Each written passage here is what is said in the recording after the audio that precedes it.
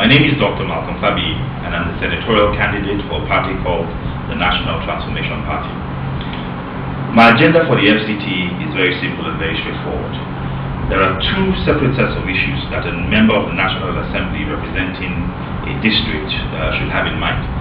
First of all, a member of the National Assembly has duties that are national, and then you also have duties that are specific to your constituency. In terms of the national issues that I have in mind, we all know the issues that this country faces. There are issues with power, there are issues with infrastructure, there are issues with the quality of education, there are issues with healthcare, there are issues with unemployment. And in addition to the issues with unemployment, there are even issues of underemployment, where we have graduates doing jobs that quite frankly don't require the degrees they've gone to school to do. Those are issues that myself and my party, the National Transformation Party, are committed to looking into and committed to pushing legislation that will address. As far as the FCT is concerned as the Federal Capital Territory, there are also certain specific issues that are unique to the FCT. So for instance, the FCT is the most rapidly growing city in the country. It took Lagos about 100 years to get to 12 million people. It has taken the FCT only 15 years to get to 6 million people. And those who live in the FCT understand the challenges we face. Challenges with the cost of accommodation, challenges with strained infrastructure. Those are things which, as a member of the Senate from the FCT, we are definitely committed to addressing through legislation that would, for example, in the case of accommodation, provide an affordable health living bill that would make and ameliorate some of the challenges that we face in that area.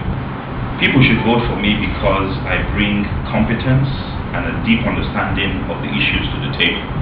For the past 20 years, I have been involved in the Nigerian political struggle.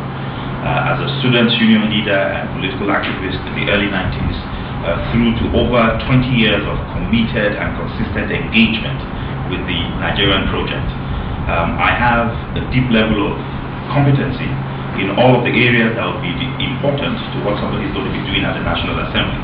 The Constitution has well over 80 responsibilities that are the duties of the members of the National Assembly, and these range from sectors of the economy such as commerce, to things like infrastructure, to things like healthcare, to things like education.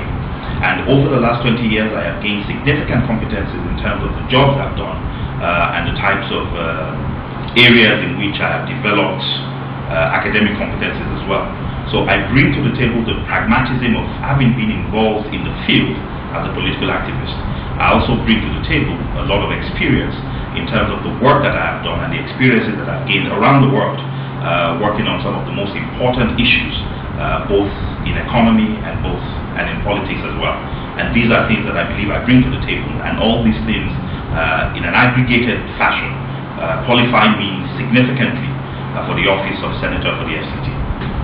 I think one of the things that everybody understands is the fact that even if you are the lone person from a party that is in the National Assembly, it doesn't mean that you'd be alone in terms of the ideas and issues that you're pushing forward.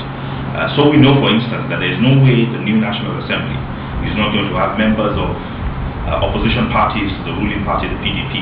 And my fundamental belief is, first of all, we can definitely come together as progressives to push together an agenda.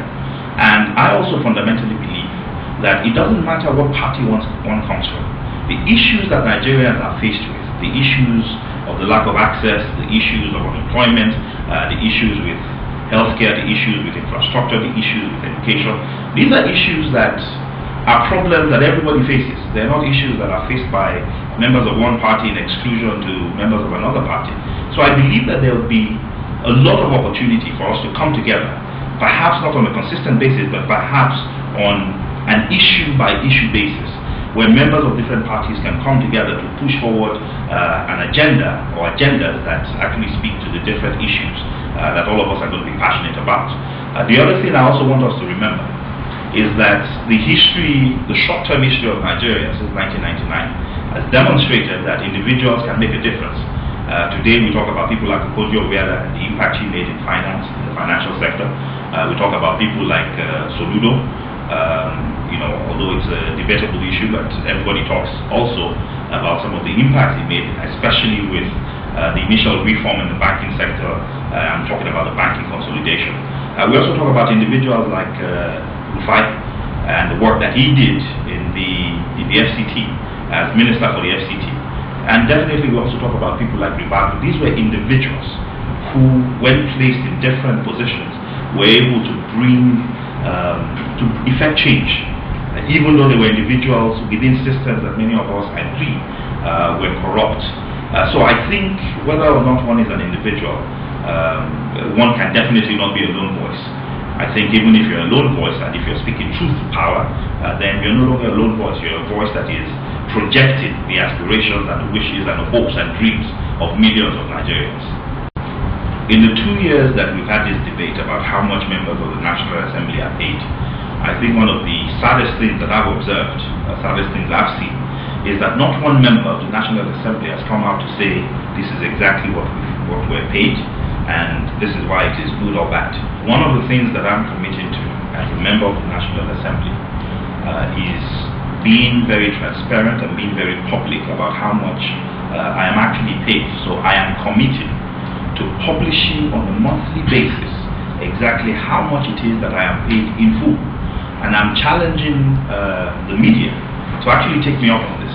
I would hope that publishers of dailies will be able to provide me with space to actually make this information available to people.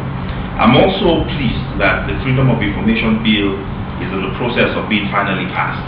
I think when that bill is eventually signed by the President, any Nigerian will be able to enter into the offices where this information is held and be able to access precisely what it is that the people that they've sent to represent them earn.